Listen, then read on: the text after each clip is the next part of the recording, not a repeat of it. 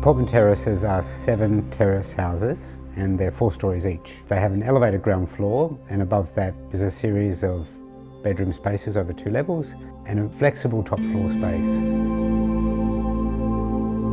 And they're a modern interpretation of a Victorian terrace house. And what you see with terrace houses is often a series of vertical buildings with blade walls between. So we adopted that format, and in making it modern, we acknowledge that it's a sloping site. We elevated those blades to be much more than just a simple blade wall between the terraces and gave it structure and architecture. And for that we used a very beautiful curved brick that kind of comes together almost like a butterfly between each terrace.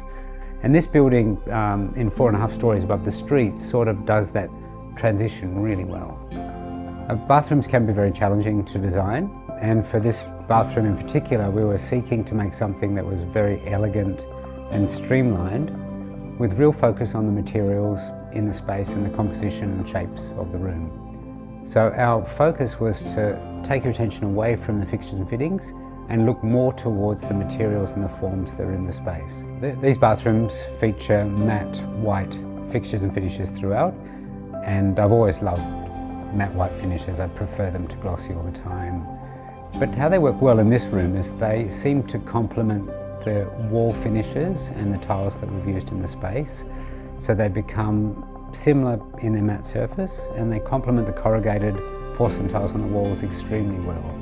I find that the matte finish diminishes more, and by that I mean that it becomes more recessive in the composition of materials and forms in the space, and I like that diminished quality.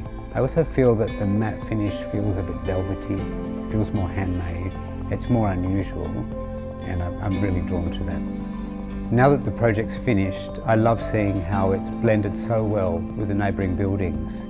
It's a brand new building, but it feels as though it's always been here. There's a sense of belonging.